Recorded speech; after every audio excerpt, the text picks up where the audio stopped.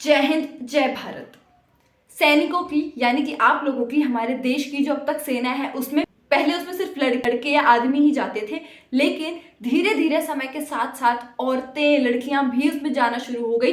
अभी हाल ही में कुछ टाइम पहले ही मैंने आपको ये चीज़ बताई थी कि इस तरीके से एक बिल पास हो गया है और लड़कियां भी अब उसमें जा सकती हैं। लेकिन ये नहीं पता कि अब लड़कियों के साथ भी यही सेम चीज़ होगी कि उनको भी उनका हक नहीं मिलेगा। अग्निवीर, जैसा मैंने आपको बताया था कि अग्निवीर की स्कीम के तहत लड़कियां, औरतें भी अब आर्मी में जा सकती हैं। और ये सब चीजें हमने एक मिनट के लिए मान ली, समझ सकते हैं इन चीजों को कि चलो औरतों को भी मौका मिलना चाहिए कि वो भी देश की सेना में जाए, वो भी रक्षा कर सकती है, वो क्यों नहीं कर सकती हैं। जब अगर दोनों को इक्वल हक मिल रहा है, हर चीज में इक्वल उनको राइट्स मिल रहे हैं, तो सेना में भी औरतें जा सकती हैं, अग्निवीर स्कीम के थ्रू भी औरतें जा सकती हैं।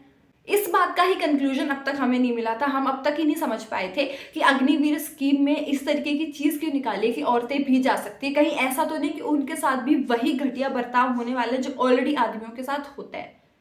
इन्हीं चीजों का कंक्लूजन नहीं निकला था कि अब एक और बहुत बड़ी चीज के ऊपर चर्चा शामिल हो गई है। जो LGBT कम्युनिटी है उसमें से एक हिस्सा, एक पार्ट ऐसा भी अब सरकार सोच रही है, उसके ऊपर डिस्कशन कर रही है कि वो भी आर्मी में यानी कि सेना में जा सकते हैं, भर्ती हो सकते हैं। और वो हिस्सा है किन्नर्स का। ये बात इतनी ज़्यादा, बहुत ज़्यादा शॉकिंग है। मैं अपना विचार आपके ऊपर नहीं थोपूंगी कि मुझे ये बात सही लग रही है या नहीं, कि किन्नर्स को क्यों मौका मिला। उनको तो LGBT कम्युनिटी में डाला हुआ है, वो तो किसी किसी कैटेगरी में आते ही नहीं है, उनका तो कुछ धर्म मान ही नहीं है। मैं इस चीज़ पे अपना कोई विचार नहीं दूंगी क्योंकि वो भी तो इंसान हैं।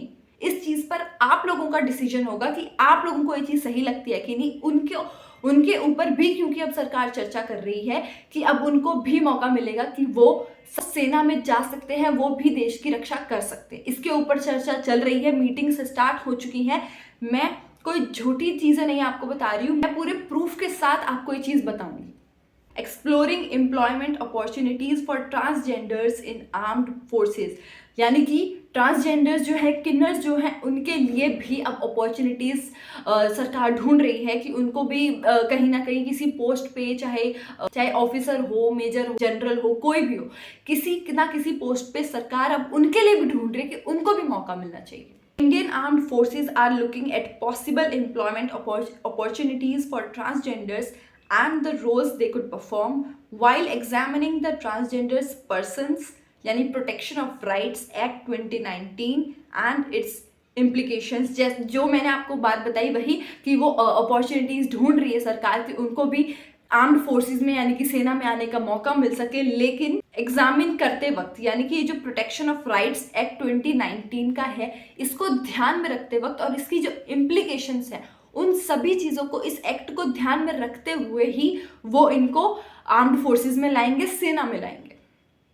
A joint study group constituted by the Principal Personnel Officers Committee PPOC was tasked with suggesting a way forward for the implementation of the act in the defense forces।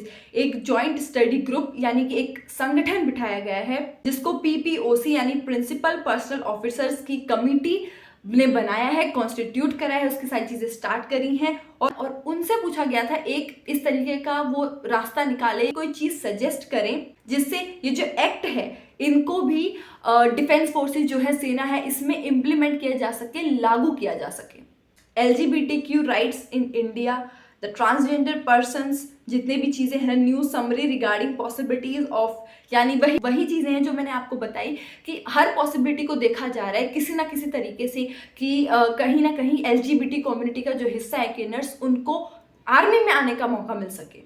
उनको लाने के लिए अलग अलग तरीके से मीटिंग्स बिठाई जा रही है, सर्वे किए जा रहे हैं, देखा जा रहा है कि इंडिया में कितनी ट्रांसजेंडर्स हैं और सर्वे के हिसाब से इंडिया में 4,80,000 के आसपास एस्टिमेटेड आंकड़ा है, ये इतने लगभग किन्नर्स हैं। तो ये इतनी बड़ी खबर जो आई है, इसके बारे में मैं आपको बताना चाहती थी और आपके विचार मैं ज़रूर जानना चाहूँगी कि आप लोगों को क्या लगता है कि किन्नर्स आर्मी में आने चाहिए या नहीं, और किस पोस्ट पे आने चाहिए, उनको किस तरीके के राइट्स मिलने चाहिए। कहीं ऐसा तो नहीं है कि अगर वो आ भी जाते हैं तो उनके साथ भी वही गलत चीज़ें होंगी। जो ऑलरेडी अग्निवीर में जवानों के साथ हो रही है, या फिर नॉर्मल आर्मी वालों को ओआरओपी नहीं मिल रहा, एमएसपी नहीं मिल रहा, डिसेबिलिटी पेंशन उन्होंने इतनी ज़्यादा सख्त कर दी है कि उसके अंदर की चीज़ें अब बहुत कम पर्टिकुलर लोगों को मिलेंगी।